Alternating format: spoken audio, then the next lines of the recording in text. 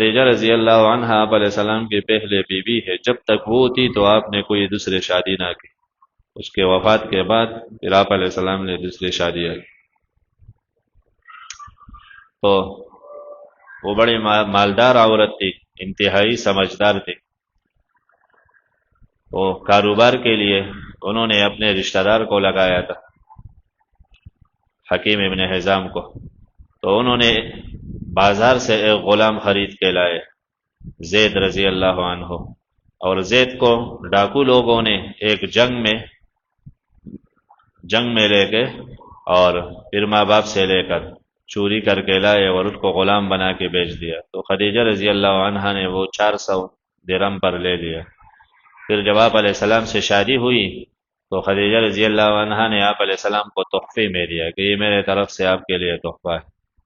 تو آپ علیہ السلام تو آئے ہی اس لیے کہ دنیا کو غلامی سے آزاد کرے، اور تو آپ علیہ السلام نے زید کو آزاد کر دیا کہ آپ آزاد ہیں۔ زید نے کہا میں آپ کے خدمت میں رہوں گا، بھلے میں آزاد۔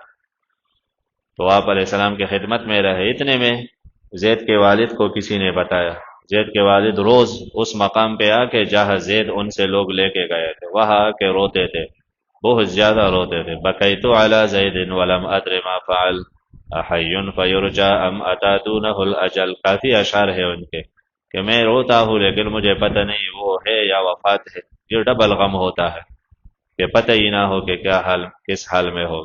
کسی نے بتایا کہ وہ قریش کے ایک جوان کے پاس ہے۔ خیر وہ آئے اور اس کا بھائی آئے آپ علیہ السلام کے پاس، بہت تحفے لے کے آئے۔ آپ علیہ السلام کی بہت صفت کی کہ آپ چھوڑ دیں ہمارے ساتھ۔ آپ علیہ السلام نے فرمایا کسی چیز کی ضرورت نہیں، نہ تحفے کے نہ کسی اور چیز کے، لیکن میں زید پر زبردستی نہیں کر سکتا۔ اگر وہ اپنے مرضی سے جانے کے لیے تیار ہے تو آپ لوگوں کے ساتھ جا سکتے۔ زید کو بلایا تو زید نے پہچان لیا یہ میرے ابو ہے، چاچو ہے۔ تو ابو نے کہا زید ہمارے ساتھ چلے امی کے پاس۔ زید نے کہا نہیں، میں آپ علیہ السلام کو نہیں چھوڑ سکا۔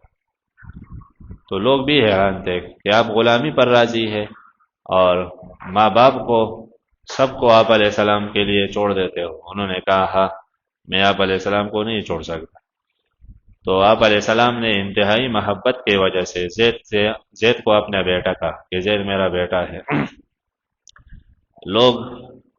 پورے لوگ ان کو زید ابن محمد کہا کرتے تھے۔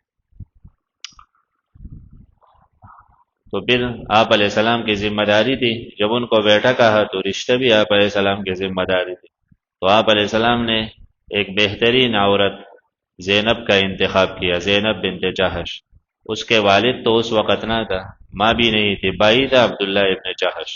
تو عبداللہ ابن جہش سے مشورہ کر کے کہ میں ایسا رشتہ کرنا چاہتا ہوں، انہوں نے کہا میں راضی نہیں ہوں اس پر، اور اس رشتے میں مجھے کوئی فائدہ بھی نظر نہیں آتا، ان دونوں کا نہیں بنے گا۔ زید جیسے بھی ہے لیکن غلامی کا ایک داغ تو ہے اس پر، اور زینب وہ تو بنو ہاشم کے بڑے خاندان کی عورت ہے، تو وہ کہا زید کو برداشت کرے گی۔ زینب سے معلومات کی، زینب نے کہا یہ رشتہ صحیح نہیں ہے، میں بھی اس پر راضی نہیں ہوں اور یہ نہیں چلے گا یہ رشتہ۔ لیکن آپ علیہ السلام کی چاہت یہی تھی کہ زید کے ساتھ یہ رشتہ ہو۔ اتنے میں اوپر سے حکم بھی آیا کہ کسی مومن اور مومنہ کو نہیں چاہیے کہ وہ رسول اللہ کے فیصلے کے بعد پھر اپنا اختیار چلائے۔ تو مجبوراً وہ تیار ہو گئے اور شادی ہوئی، لیکن بات وہی بنی، ان کے آپس میں بات نہیں بن رہے، اور بلا آخر زید بھی ناخوش تھے۔ زید نے کہا میں تو طلاق دوں گا اس کو۔ آپ علیہ السلام سے مشورہ لینے آیا، آپ علیہ السلام نے کہا خدا کے بندے، بڑے مشکل سے وہ تیار ہوئی، اور اب آپ طلاق دو گے یہ تو اور مسئلہ بنے گا، تو بالکل طلاق نہ دو۔ امسک علیک زوجک واتق اللہ، اللہ سے ڈرو، بیوی کو اپنے پاس رکھو، طلاق کا نہ سوچو۔ لیکن ان کے بات نہ بنی، آخر اس نے طلاق دی۔ تو آپ علیہ السلام کے دل میں اب یہ تھا کہ تو زینب خاندان کی عورت ہے، اور اس کا حل تو یہی ہے کہ اب میں ان سے شادی کروں، لیکن دوسرے طرف اندیشہ یہ کہ لوگ کہیں گے کہ یہ تو آپ نے بیٹے کے بیوی سے شادی کی، اور جاہلیت میں ان کو وہی حقوق حاصل تھے میراث میں سب کچھ میں جو جیسے حقیقی بیٹے کو۔